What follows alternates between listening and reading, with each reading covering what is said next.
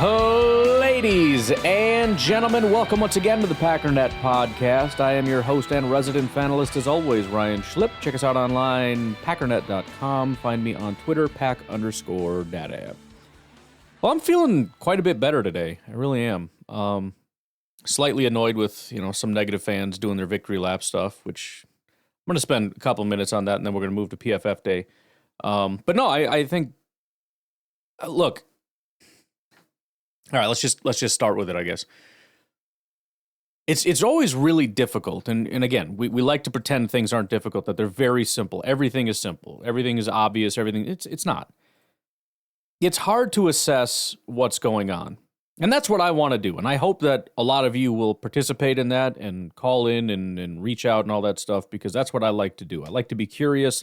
I like to try to ask the right questions and then try to find the best answers to those questions to make the best possible determination of what the heck is going on. And that's it.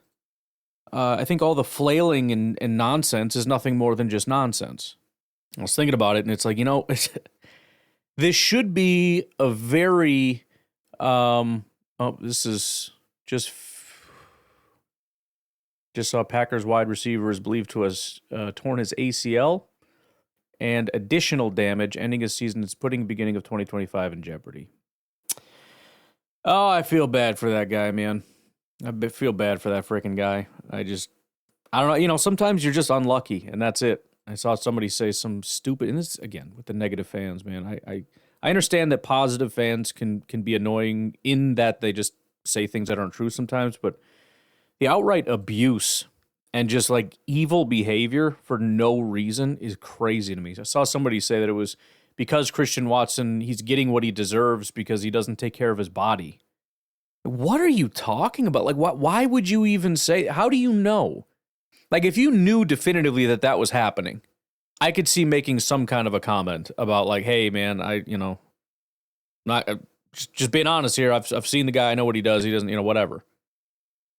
To have no information whatsoever and to make up something in your head that is completely baseless, and then to fully believe it, which the level of delusion and stupidity you have to make something up, not investigate, not learn, not reason, to make something up and then fully believe it, and believe it so strongly that you're going to publicly go out and tell everybody that this is what you believe. And by the way, saying it to Christian Watson's dad, which is where I saw it.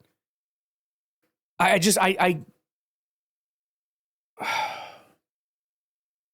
try to be as nice as I possibly can, but I'm just stunned that I have to explain this kind of stuff to people. I mean, basic thinking. Listen, I went to public school like the rest of you, so I understand they don't teach any of this, nothing. They don't teach you how to think. They teach you what to think. And maybe that's why in the real world we have no idea what to do with ourselves.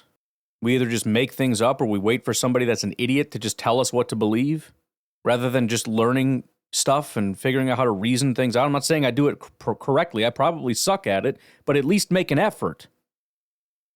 I just wish people would spend more time being curious. Spend some time being curious. I've said before, I hate that sometimes this show is nothing more than, I don't know. I wish I could, I don't have an answer. I probably should just come on here and be like, this is the way that it is, and just say stupid bull crap all the time. And then have my legion of people behind me to just, go march on into this and that. But it's just, it's stupid. And so, I come into this and it's like, this should be kind of a moment where, some of the more negative fans and the actual rational, reasonable people, the positive people will never come over here and say anything negative. But for the rest of us, it's like, we can agree. And I'm walking across the aisle and I'm saying, you're right. Matt LaFleur did a terrible job in that game. You're right. Jordan wasn't good. You're right. There was Christian can't stay healthy. I mean, you're right about everything. Everything you've ever said, you're right. But only in this moment. And they just can't accept that. They can't. They got to go on some massive victory lap and be like, this is how it's always been, and Matt LaFleur should be fired. And I can't. I wanted to find common ground with some people, but you're just so unbelievably obnoxious and wrong about everything. I don't know what to say. So I was interacting with somebody, and I thought it was a decent enough interaction. Let me see if I can find it so I can kind of parse through it. But, you know, the bottom line is I'd made some comment about negative fans. Actually quite proud of my comment. Said negative fans are like broken clocks that twice a day tell us that they were right all along. Because that's literally what happens. It's good, good, good, good, good, good, good, good, good, good, good, good, good. And all through the good, it's just complaining. Matt LaFleur's bad. Jordan's bad. The offense is bad. The defense is bad. The coaches are bad. The GM is bad. And they're just whining and whining and whining. And they're wrong the whole time. And then a really bad game happens. You lose to a bad team because of bad coaching and bad play, which happens to every single team all the time. I've already given the Baltimore example. They lost to Cleveland. That's ridiculous and inexcusable and stupid. But I'm not going to defend it. However, I'm not going to just agree that you were right the whole time and that while we were going on this massive win streak and the offense and defense were one of the most dangerous in all of football the way that they were playing, that just wasn't real. And it didn't happen. And you know, the other thing that I had, so in that, when I had made that comment on social media, John Reno commented and he said, and I still don't understand this comment, but Packers Twitter considers anything that ignores the present moment of reality as negative. I don't think he got those words right, otherwise I'm not able to understand it. But ultimately he clarified and said Packers Twitter's perception of negativity is skewed. So I was like, all right, that's actually a fair thing because I mean, I don't think he's right, but I need to be able to define what I mean when I say negativity. Because just being negative is not a bad thing. There's nothing wrong with negativity.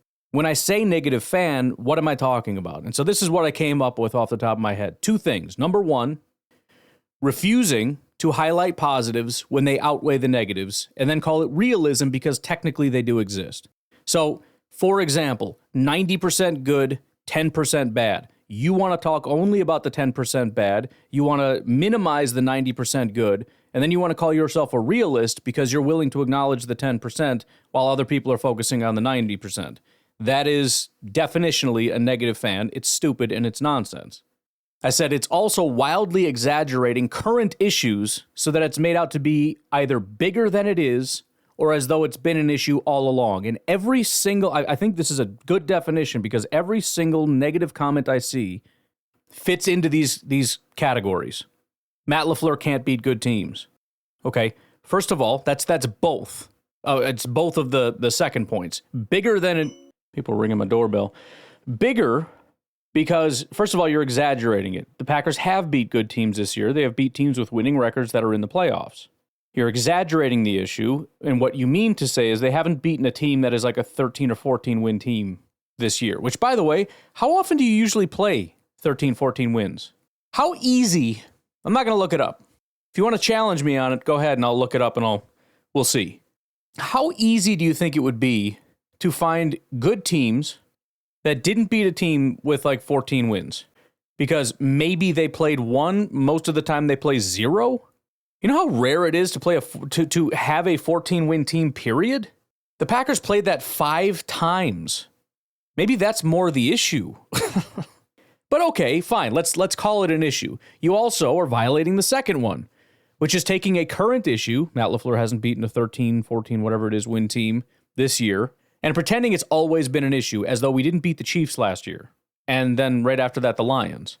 So it's not true that he can't win against good teams. It's not true that we didn't beat any good teams this year. And I'm not even sure it's an issue that they haven't beaten a 14-win team. And you're going to use that as a basis to fire Matt LaFleur. The other thing that I find funny about all this, so that's basically my criteria for what negative fans are and do. And I think some people that aren't even necessarily negative fans are falling into that trap, which is another negative thing that I've found about this, is a lot of times some of the sort of middle people, we'll call them rational, but I know some people would be offended by that. People in the middle that are willing to actually change their mind on stuff, God forbid. Sometimes they're happy when good things happen. They're mad when bad things happen. Those kind of crazy people. Sometimes they get sucked in to the allure of the negativity. There's sort of this feeling of like, well, maybe they were right all along, and they start repeating some of the fake tropes, and it's like, don't fall for that.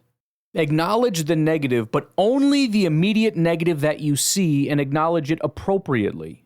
Don't start believing all this nonsense. It was another thing I saw about this is the last straw for Matt LaFleur. It's kind of a funny tactic that people will use. I badgered the robots to death to give me some kind of a definitive logical fallacy or something, anything, and there was essentially nothing. But I do like this. Claude, which is a version of AI, just made up its own thing. Confirmation bias through retroactive pattern construction. And I asked the other robots, and they're like, yeah, he made that up. But essentially, all we're doing is making up things that are either unfounded, unsubstantiated, or just flat out false. And then you wait for an event to come along to actually verify it, and then pretend that this is not just an isolated incident, but a part of a larger pattern. Which, by the way, this is actually a well-known political thing. I remember, not to go specifically down one aisle, but it was kind of a well-known thing. Nancy Pelosi publicly said it out loud. I mean, they all do it, but she said it in a press conference that essentially it's a tactic that they'll use to push out constant negative information that isn't necessarily verified or true, and it can all be shot down, but it doesn't really matter because it's out there. And then when something happens, you can look at it and say, yeah, but it's kind of flimsy, and then the response is, yeah, but look at the larger pattern. And of course, there is no pattern. It's just constant made-up nonsense. That's essentially what we're looking at here. I'm not saying he's been perfect forever. Nobody has ever been perfect forever. But I'm not going to look at, for example, Aaron Rodgers in 2024 and say, see, he was always a bust. And they say, well, it's just one bad year. It's like, oh, one bad year, really? Look at all the negative accusations about him. Look at all the report that came out about how he was in the locker room. Look at how he performed in 2017 or 2018 or 2022 or 2015.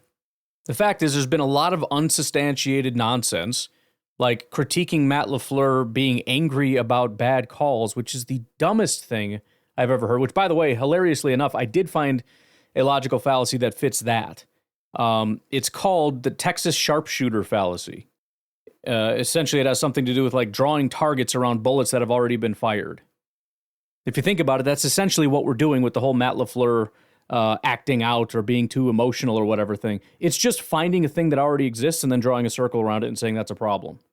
But the point is there's no standard target that you're using. You're waiting for the shots to be fired. You're waiting for anything to happen. Then you go find where it got fired, then draw a circle around it and say bullseye.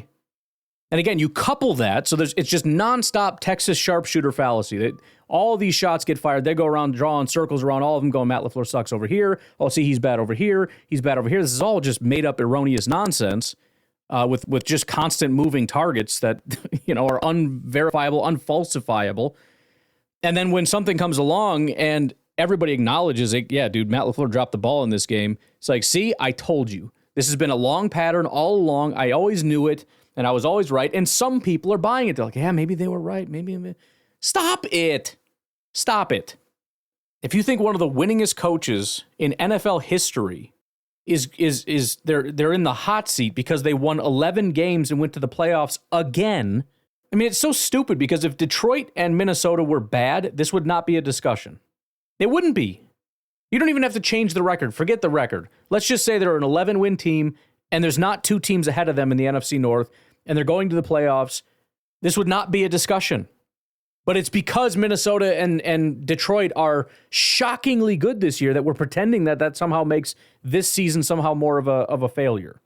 And again, I'm upset about the way that these last two games have gone. But these last two games are not some kind of a larger representation of what's been happening all year. That's stupid. It doesn't even represent the week prior, or the week before that, or the week before that, or the week before that. These are isolated incidents. So the question is, what is happening? Why is it happening? And what's the best thing we can do? So from a negative standpoint, this is where I'm at. And it is negative, but it's not stupid. One of the issues you have with the NFL is you have kind of conflicting issues. Everything is so spread out and there's very few games. So everything is a small sample size. And then the farther you go out to get a larger sample size, the more bad data you're bringing in. So if you look at a 2-game sample size and pretend that that's some kind of a overall anything, you're stupid. But if you skip those 2 games and just look at the good, that also doesn't make sense, because even though it's a larger sample size, it's older information, and newer information is better information. So I generally am coming into this game against Philadelphia negatively, because whatever was good has somehow been broken and we're now trending in the wrong direction. Maybe it's going to get fixed, but I don't know. And I have no real reason to believe that. Now, how strongly do I feel it won't get fixed? Not at all, because I don't know what's happening. Just as it seemed impossible that they would play this bad after being as good as they were, which also, playing as good as they were, felt impossible watching how bad they were to start the season. Things change, and I don't know why they're changing. I can't identify very many things, although I can tell you this, and I've said this 1,000 times, this team goes as far as Jordan will take it. Go look at when Jordan was playing bad at the beginning of the year. How did we feel about this team? We said it was bad. Then when Jordan started playing really well, what did we say about this team? This team was great. The last 2 games, Jordan has played really poorly. What are we saying about this team? It's really bad. This is not frickin' rocket science. There are other issues, and Matt LaFleur's got to figure stuff out, and Hafley's got to figure stuff out, and the receivers got to figure their crap out, and the offensive line's got some work to do, and, we got to stop the fumbling bull crap. Josh Jacobs 2 weeks ago and Jaden Reed this week, and the complete botch on that punt, not being able to understand basic things. I mean, it seems pretty simple to me. I mean, at least in Madden, I have no idea how this works in real life, but I'm assuming it's something that you do. You identify beforehand which way you're kicking. And if I say I'm going to kick left, and all of a sudden it looks like we're going right, I'm not going to just arbitrarily go right and assume that he botched the kick. Go look and see. But they weren't prepared. That's a problem. That's a Bisaccia problem. It's a rare thing. I understand that, but you still got to be on it. Everybody's got a lot of stuff to work on, but not a single thing matters outside of Jordan. This team can continue making mistakes, and if Jordan is playing like the number 1 quarterback in football, they will beat Philly. If everybody else does a good job, and Matt LaFleur is freaking on one, and the receivers are not dropping stuff, and the offensive line is giving him time, but he's not executing, we will lose the game against Philly. And that's it. There's a reason those guys get paid as much as they do, because teams go as far as the quarterbacks will take them. Look at Baltimore. When their quarterback is hurt or when their quarterback is not playing well, Baltimore is not good. When Lamar is playing like an MVP, they are unstoppable. Look at Buffalo. It's the quarterback. Look at Kansas City. It's the quarterback. There are very, very few exceptions. Cincinnati might be one of the few exceptions. And I haven't looked into what's going on over there, and they don't even have a terrible record. It's not like they're a 3-win team or something, but that's a team with a great quarterback it's not working. So I just feel like we're wasting a lot of time talking about other stuff. Something is wrong with Jordan these last 2 weeks. I don't know what it is. He looks very uncomfortable. He looks very unsure of himself. I don't know if we maybe changed some things that he's not comfortable with, if we're asking him to do things that he's not comfortable with, if, something about getting hit is starting to make him uncomfortable, if it's, a lot of people are starting to bring more pressure and he's not handling it well. I don't know what the issue is. But let me just ask you this as we conclude and then turn it over to PFF. If you could change one thing is going to change, one person is going to be perfect, who would you pick? I would not pick Matt LaFleur. I would not pick a single wide receiver, offensive lineman, or defensive player. Not one of them. You have to pick Jordan. And when you lose 2 games and you see a quarterback not play well for 2 games, I don't need to overanalyze this. Now, I am going to go back and I'm going to see if there were people open. I already had one person reach out, said he was at the game. He saw a lot of people open and Jordan wasn't throwing it. I don't know. We'll see. It doesn't really matter because when he did pull the trigger, the passes were all pretty terrible. But maybe he was in a bad situation and nobody was open. We will see. But that is my biggest concern right now. If you can promise me Jordan is going to turn a corner and he's going to light things up like he did in Dallas or last year in the playoffs or whatever, I have zero fears. None. What if Matt LaFleur calls a bad game? Don't care. I don't. Because you know what? Great quarterbacks overcome that bull crap. First of all, we're going to run the ball really well. And second of all, he's going to make great throws to guys. That's what makes like these great quarterback wide receiver duos. And I understand we don't have those elite wide receivers, and that could be a problem if we're throwing like tight window throws or whatever. But kind of brings me back to the whole, how many drops do we actually have on good throws? Not a ton. So I think that issue would dissipate. But I would not be worried about a single thing. And I know the guy can do it. I'm not just trying to crap on him. It's in there, but it has to come out. We beat Philly if Jordan plays an elite game. We lose to Philly if Jordan keeps playing like he's played the last 2 weeks. Period. End of sentence. We'll take a break. We'll be right back. All right, everybody. Well, officially happy PFF Day to you. Again, a pretty somber one with the Christian Watson news. It does really solidify, as people have said, the need for wide receiver. We're not going to have Christian for most of next year, and we got to see how serious this is. I mean, we've seen guys really have a hard time bouncing back, especially in Green Bay. So I don't really know. But with that situation, with question marks around Romeo Doubs, with Reed not really being a contributor for several weeks now and being a guy that just kind of occasionally is a great receiver, and then when he's not, he's quite terrible. And Wicks, who's just decided not to stand up, receiver has become a pretty prominent thing. And obviously, we're going to turn our attention to the draft here relatively soon. We got to turn our attention to the Eagles here pretty quick. But it's actually, is that the first? No, that's on Sunday. They just have it in random order for some reason. But it's so the playoff schedule, it looks like, is going to be AFC on Saturday, which I think is pretty normal. They keep doing that. Chargers Texans on Saturday at 4:30, and then Pittsburgh and Baltimore Saturday at 8 p.m. Eastern time. And then Sunday 1 p.m. is Denver and Buffalo. Then we turn to the NFC, and it's the first NFC team is Packers Eagles 3:30 Central time. Whew, just getting nervous reading this. And then Washington Commanders, Tampa Bay Buccaneers after that. And then Vikings, Rams will be on Monday. So there you go. So probably an inappropriate time to start talking about the draft. I know people get annoyed when I start doing that, but it's going to happen sometime. But I won't do it this week. At least probably won't. We'll see. I mean, if it comes up organically, you're just going to do what you got to do. But anyways, all right. PFF day. Here we go. Start with special teams because nobody cares. One guy graded out well. That was Lucas Van Ness. The guys that did not grade out well, Musgrave, Oladapo, Chris Brooks, Matt Orzich, which obviously Matt Orzich. I don't understand the Matt Orzich thing, man. I don't know. Maybe it's just there's not a huge talent pool of guys that try to be long snappers and whatnot, so there's just not a lot of places to go. But it's like these guys have one thing to do. You'd think you could find a good one. I don't know. I guess it's tough. I couldn't freaking do it. I don't know. On the offensive side, guys that overall did not grade out very well, we're talking 55 or below is what I use as a standard. Chris Brooks, which I find to be slanderous and nonsense. It's primarily his pass blocking that they dinged him for, but he only did that once, so it shouldn't matter that much, and they didn't really give him a very good rushing grade or receiving grade, so whatever. I don't care. I like Chris Brooks. Ben Sims, 53. Jaden Reed, 52. John Fitzpatrick, 46. Malik Willis, 43. Christian Watson, 39. So, like I said, Malik had pretty good stats. I didn't care for his play. I don't know if I would put him that low, but, again, I'm not super shocked by it.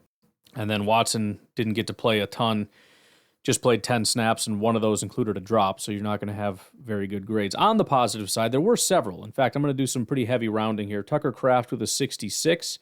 And he had really good pass blocking and receiving grades. I don't know what the heck the complaint is here. Malik Heath with a 68, absolutely including him because I don't care. Then Tavian Wicks with a 70, so good to see him back. It's been a while. Granted, it was mostly his run blocking grade. He is a better blocker than a receiver, which I guess is something. Emmanuel Wilson, 73, did a great job. Zach Tom, once again, 73. Josh Jacobs, 77. Pretty great grades across the board. Sean Ryan with an 80. Just crushing it. Rasheed Walker with an 80, not the greatest pass blocking grade, but a shockingly good run blocking grade, which is really weird for Rasheed. And then the top dog was Elton Jenkins. So the offensive line was fantastic. Not everybody, but the worst offensive lineman graded at a 62 with a 79 pass blocking grade. That was the worst guy we had. It's a heck of a deal there. Quarterbacks, we already did Malik a little bit, but let's expand on that. He was the one that played the most. Let me swap this here. So he had 13 pass attempts. He completed 10 of them for 77%, which was his adjusted completion rate. So there was no fluky stuff, no batted passes, no hit as he threw, throwaways, or drops. 136 yards, blah, blah, blah, 10.5. We already looked at that. 0 big-time throws, 1 turnover-worthy play, which is going to reflect, obviously, in this grade pretty poorly. And then 3.21 time to throw, which was a real big problem in this game, which is why I want to go back. He was 3.21. Jordan was 3.18. Why are they holding the ball so long? Which is, again, maybe nobody's open, in which case this was a disaster for Matt LaFleur. But it was very evident where you're watching them drop back, and it looks like they're about to throw, and it's like, what are you doing? What are you doing? Throw, do anything, please. And Malik also obviously had that real big brain fart where he's escaping pressure. He should have just thrown it away and took a sack for like 6 yards or something. It's just, stupid stuff that you can't do. Jordan Love, 12 attempts, 7 completions, 58% completion rate, 69 yards, 5.8 yards per attempt. He had a 60.9 passing grade, 0 big-time throws, 0 turnover-worthy plays. His adjusted completion rate was 67%, 1 drop, 12.5%. It's actually kind of interesting. Daughter was down here, so I was able to just stop and poke around a little bit. I wanted to look at Jordan Love overall. Obviously not as good of a year as last year. Kind of just hovers in like the 60-70 range. He had one game in the 80s, and that was our loss to Detroit. And so I looked at it and I said, okay, 15, 16, 17, 18. Jordan was not his best.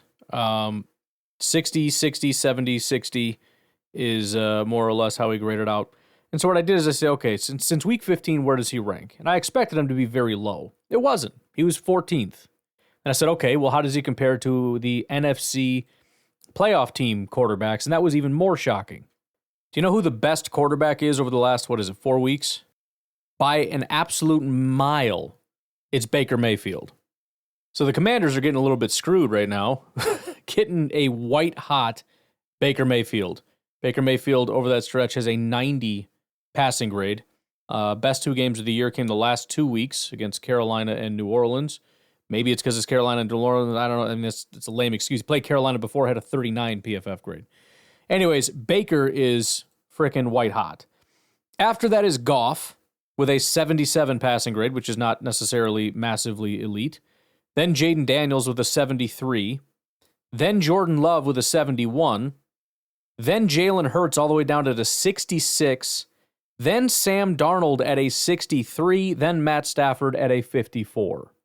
So the elite quarterback is Baker. The good quarterbacks are Goff, Love, and Jaden Daniels. Good-ish. Jared Goff, good. Daniels and Love, good-ish. The real just quarterbacks, Jalen Hurts, who we're going to be playing, and Sam Darnold, which if you actually look at it, yes, this past game was terrible. He hasn't been good for the last about 4 weeks, just like Jordan, but, worse. And then Matt Stafford is the absolute worst at a 54. So if we're just going based off quarterbacks, Jordan is better than Jalen. Jaden is quite good, but is unfortunately going against Baker. And then you have Darnold, who is not playing well, but is going up against a guy that is just completely falling apart, which makes sense as you get older. The end of the season is not usually super great on you. He did actually do quite well week 14, but I think we're looking at 15, 16, 17, 18. Did he not play 18? See, this is the other weird thing. There's a lot of guys that have played a lot of snaps. So Jimmy Garoppolo played a game. I'm guessing that was this past week. Okay. And then maybe it's just all guys that sat, but we got Jimmy Garoppolo in here. We got Tanner McKee in here. We got Kenny Pickett in here. So anyways, it kind of covers a lot of ground. Number one, not super thrilled with Jordan's play, but number two, acting like we're the only team not struggling is fallacious. Jalen Hurts, not that why would I look at these guys, but Jalen Hurts kind of had a flurry he was terrible against Green Bay. Then basically from week 2 through week, 11-ish, kind of, with a couple iffy ones mixed in, was his hot streak. His super hot streak was week 6 through 11-ish. And after that is just bad. 12 was a 66. 13, week 13 was a 58. Week 14 was a 63. Week 15 was a 68. Week 16 was a 53. And he hasn't played since. So I don't know his status. I know he had a concussion week 16, didn't play week 17. Presumably week 18 was that he was just being rested because they had the number 2 seed locked up. They couldn't go better or worse. But I don't know the answer to that question. We'll look into that when we get a little bit closer. We're just focusing on the last game right now. But anyways, I just thought I'd bring that up. Because a lot of this stuff is scary. And but a lot of other teams are also really suffering, including, like I said, Minnesota. Either way, please do better. All right. Rushing now. Lot of, what the heck is this? I'm sorry, receiving. Josh Jacobs is at the top, so I was like, why are there so many guys rushing the ball? Josh Jacobs was our highest graded receiver, although he was just targeted one time, 1 target, 1 reception for 2 yards. That's discouraging. Jaden Reed actually had the second highest receiving grade. So his really bad grade largely became because of that fumble, I guess. 20.5 fumbling grade will do that to you. Possibly not good at blocking either. I don't know. But 73 receiving grade, so I will take that. Tucker Kraft, 71. Luke Musgrave with a 70, much appreciated. Not being utilized a ton yet. Only ran 9 routes, but glad to see him get involved. Malik Heath with a 67 grade. Dontavian Wicks with a 65. Wilson, 58. Chris Brooks, 52. And Christian Watson, 42. 1 target, 1 drop. That's how it goes. Looking at yards per route run, Malik Heath dominated, 3.53 yards per route run. He had 57 yards on 15 routes. Above that, next is Jaden Reed, 2.53, 48 yards on 19 rush attempts or whatever. Routes run. Dontavian Wicks, 2.13. Luke Musgrave, 2.11. Emmanuel Wilson, negative 0.22, so that sucks.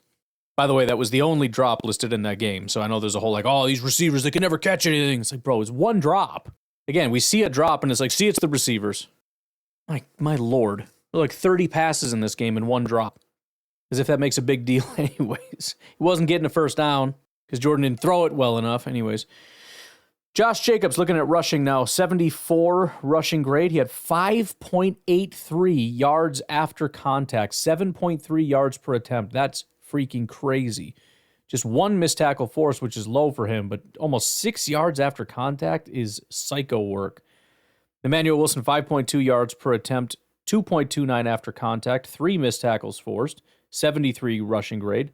Malik Willis had 1 attempt, 3 yards, but 5 yards after contact, so I guess you got to respect that, minus the whole fumble thing. What else? Bo Melton had 1 attempt for 1 yard, 59 rushing grade. Chris Brooks, 8 attempts, 7.4 yards per attempt, but just 2.63 yards after contact, which is probably why he didn't grade out as well as it seemed, because the offensive line gave him 5 yards, and then he went and got 2 more. Psycho work, again, by our offensive line. Just crazy stuff. And then Jaden Reed, 3 attempts? Is that real? 3 attempts for 3 yards and a fumble? I don't remember 3 attempts. Anyways, 1 yard after contact, 0 missed tackles forced. Jacobs, Brooks, and Emmanuel Wilson each had 10 carries over 10 yards. The longest carry of the day was Chris Brooks' 23-yard run. All right, offensive line time. Left tackle, again, Rasheed Walker, super weird day. 61 pass blocking grade, which is, slightly above average. Nothing terrible there. He didn't give up, by the way, 0 sacks given up in this game. Meaning any actual sacks given up in this game were attributed to the quarterback holding onto the ball too long. Because for offensive line, tight end, running back, wide receiver, they gave 0 sacks on this game. He gave up the 1 hit of the game and 2 of the 6 hurries for 3 total pressures. But he had an 87 run blocking grade. So, if he can find any consistency with that, that'd be fantastic. Elton Jenkins continues to impress. I think he's on a little bit of a run now, isn't he? If this thing would load for me. It just refuses. Anyways, I feel like he's been having stringing some good games together. 81 overall PFF grade, 73 pass blocking grade, gave up 0 sacks, 0 hits, and 1 hurry, as well as a 78 run blocking grade. This is what I've always liked about Elton. Elton to me was like Zach Tom on the inside, but he just hasn't gotten back to it. He's one of the few guys that can pass block and run block. Good to see him kind of getting into the groove again. Josh Myers, 79 pass blocking grade, 0 sacks, 0 hits, 1 hurry. 57 run blocking grade for him. Honestly, that's always been the standard. I think that's a great day for him. Sean Ryan, another guy that is kind of showing up again. The frickin' thing will not load the individual player stuff, but I don't know exactly how up and down it's been, but he's been stringing some stuff together here. It's going to make it tough for Jordan Morgan if he keeps this up. 84 pass blocking grade, not a single sack, hit, or hurry given up, and a 74 run blocking grade. Again, you look at that run performance against the Bears. No kidding, they dominated on the ground. Hopefully they can keep that up because that's lethal stuff. You know what I mean?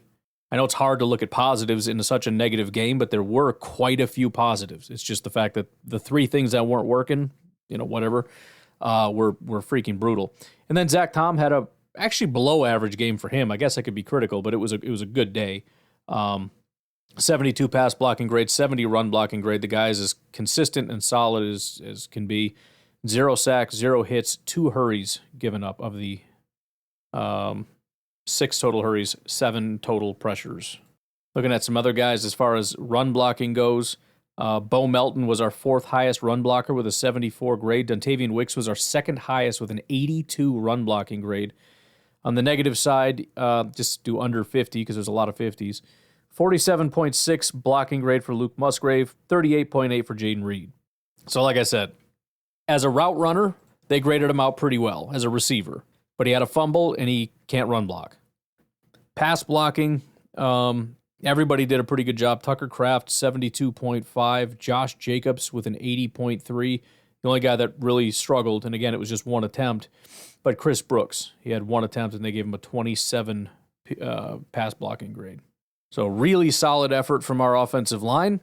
Again, got to keep that up because that's the trenches are going to be critical through the playoffs. We'll take a break. We'll come back and take a peek at the defense. We'll be right back. Alrighty, defense time, and I'm gonna cut to the very end here. This is how many weeks in a row? Let me go back real quick. Let's see, week 17. Oh no, it was okay. So let's say top 2, I guess. Week 16. You have to be top 4. It's top 5, I guess. Week 15.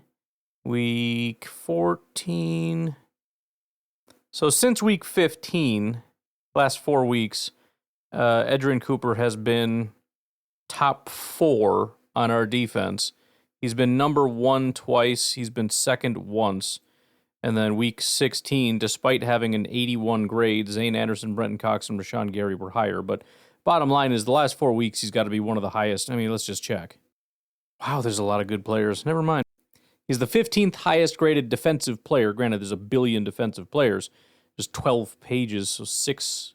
So what, times 600 defensive players, and he ranks 12th. Among linebackers in that stretch, he's what, 3rd? 4th? It's crazy. Jake Hummel in L.A., Bobby Wagner and Devin Bush. Whatever. Bottom line is, frickin' dude is the highest graded guy on our defense once again. But let's go to the negative real quick. I'm gonna round down. Actually, I don't usually, but I think it's just deserving at this point. Kenny Clark with a 56.6 grade. I kind of thought he was turning a corner, but I don't think that that's the reality. He had one good game week 5, and then he had like a 3-game stretch, 13, 14, 15, and I'm like, hey, Kenny's here. And then it was 60, 60, and 50. So... so Kenny with a 56, Carl Brooks 55, Wyatt with a 53, McKinney with a 52. Stokes had a 50, but he only played 5 snaps. I'm not entirely sure what that was about. Valentine also played. Who played corner for us? Valentine, Keyshawn. Oh, and then Bullard, I guess, right? Okay, anyways. Isaiah McDuffie with a 47, Aaron Mosby with a 45, and then Kingsley Enigbare with a 43. On the positive side, Rashawn Gary, 72, Javon Bullard, 73. Glad to see my dude. I knew he was going to have a good day. I literally told you he was going to have a good day because I was talking all this trash. All I got, listen, it's not on Jordan Love. It's on me. All I got to do is talk trash. First of all, Jordan's terrible. He's never going to be good again, okay? There. Now he should play great. Oladapo. 74 PFF grade. This is the only game he technically didn't start, but we're going to call it started. He played 50 snaps.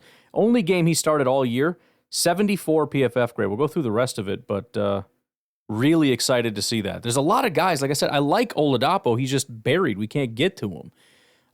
You got Tyron Hopper. I'm genuinely curious if the guy's good. We just can't get to him. Kevin King. Not Kevin. Oh, no, I doomed him. Whatever, is Kalen King, the corner? I can't believe I just did that. I'm so sorry. I'm curious. I'm just curious. I know he's 7th round. I get it. I'd like to see him at some point, Carrington Valentine continues his domination, 75 PFF grade. See if we can get this to load here. Valentine, now 4 weeks. Again, why is it whenever there's like a stretch, it's a stretch for everybody? Like Jordan's been playing bad. For how long? 4 weeks. Oh, okay. Edgerrin's been playing really well for how long? 4 weeks. How about Valentine? He's been playing well, right? Yeah. For how long? 4 weeks. What happened 4 weeks ago? Did the team dog die and like half the team is moping and the other team is like, I'm doing it for Fluffy? I don't understand. TJ Slayton, another guy that I basically had just written off entirely, and I probably said it out loud because he had his, this guy is insane. Listen to his grades for the year. By the way, kudos to him for actually playing the entire season, no injuries. He's quiet, he's just there doing whatever. He's had 3 good games, 2 incredibly good games, but listen to these grades. 40, 40, 50, 30, 90, 50, 30, 30, 60, 50, 50, 60, 40, 80, 30, 40, 70. This guy is just terrible all the time, and then all of a sudden is just dominant. He started making plays in the backfield, and I'm like, I forgot you were on this team. I'm going to be honest. I have not seen TJ Slayton in about a year and a half, but kudos to him. And then Edgerrin Cooper, our highest graded defensive player, again, has clearly figured something out. Could he fall off? Of course he could. In fact, because he's a Packer, I almost borderline expect him to, because anytime you think, man, we got an elite player here, we got a stud, it's like, never mind. Every time. I don't know what it is. Rashawn Gary, like, boom, it took until year 3. They were holding him back, but he's here, baby. Then he gets hurt, and it's like, okay, well, he'll get better, I'm sure. And then he just never comes back. Elton Jenkins, this dude is top tier, gets hurt, never really gets back on track. Jair, he's elite, he gets hurt, never really gets back to it. It's like freaking, whatever. It's okay, everything's fine. Run defense. On the bad side, McKinney 53, Kingsley 45, Carl Brooks 42, Devontae Wyatt 40. That's attaboy. That's what I expect from my man there. Heavy rounding, Oladapo 67, Javon Bullard 69, Gary 70, Cooper 71, Nixon 73, TJ Slayton 74, Carrington Valentine was the highest at 74.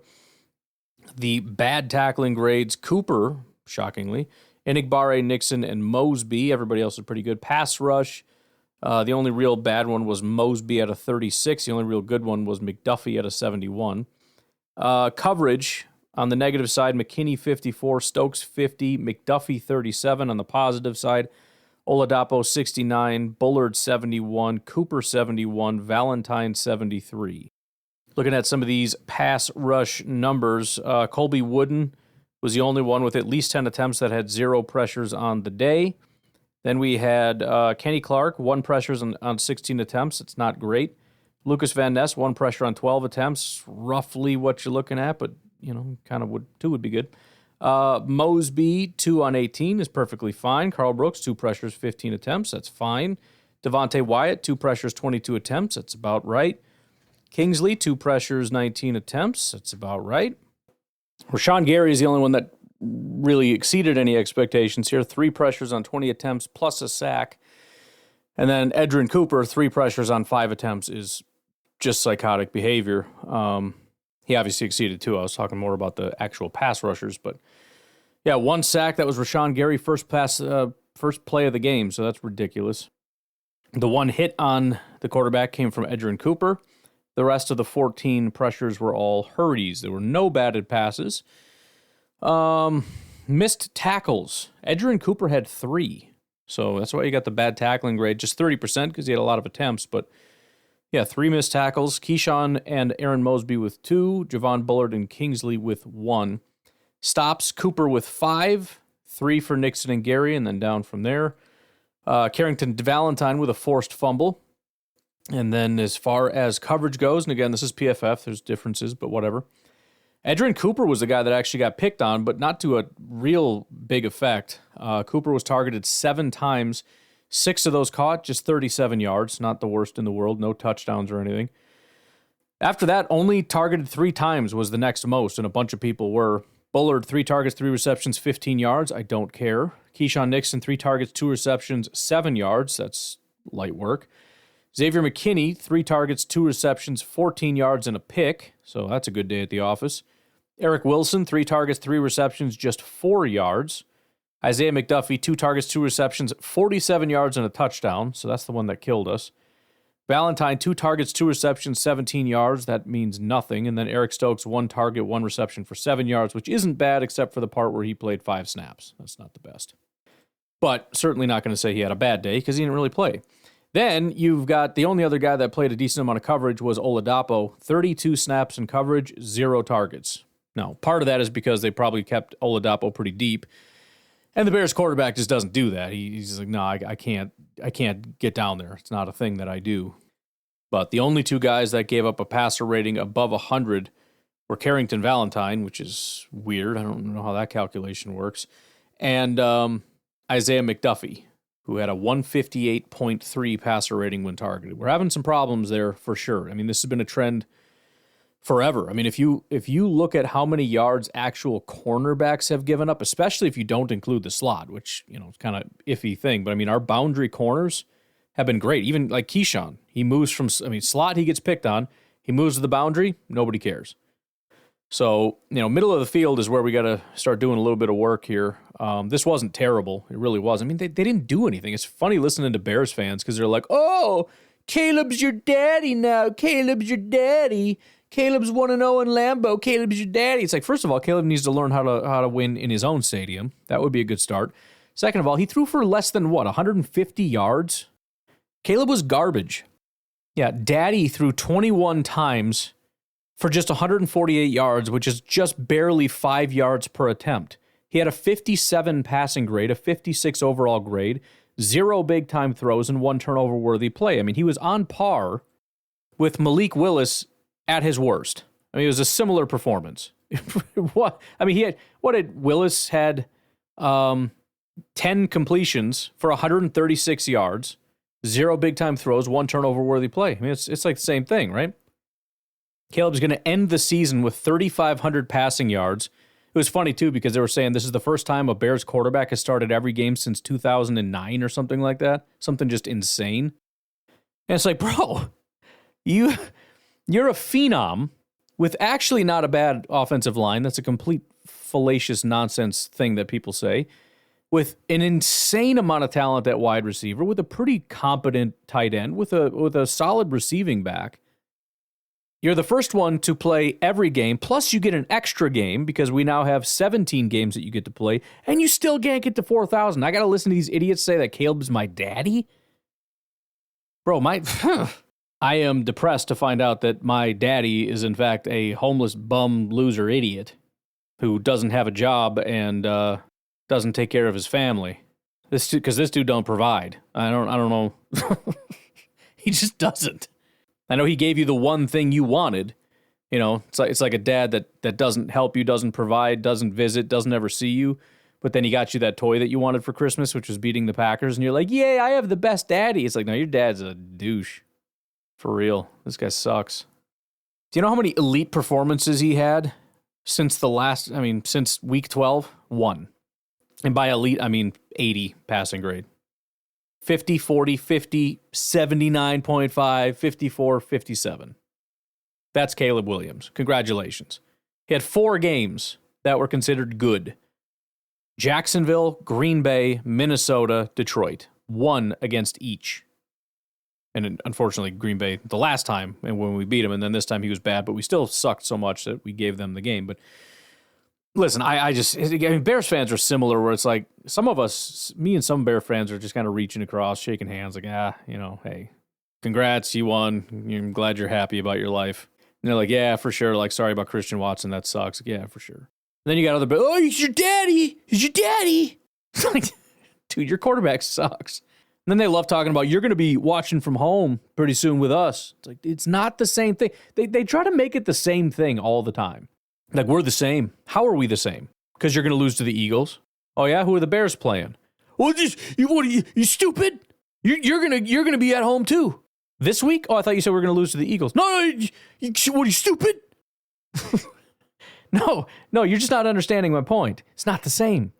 You're not going to the playoffs because you're appallingly terrible. And your team, much like most teams, only will go as far as your quarterback will take you. And your quarterback sucks, and that's why you lost all your games. Aw, I'm sorry. Congrats on being able to steal one when a team just completely fell apart. And you just stood there and were like, I guess I'll take this. That's so good. Aw, you guys are adorable. No, you're right. You'll be fine. You're going to be so good. You're going to be great. Oh, my goodness. Stupid idiots. The team is so garbage. All right. I'm going to get out of here. We will, I'm going to try to watch those passing reps to see what the heck happened. But we got to start turning our attention here pretty soon to the frickin' playoffs, dude. Playoffs. Yeah, playoffs. All right, have a good rest of your day. I'll talk to you later. Have a good one. Bye-bye.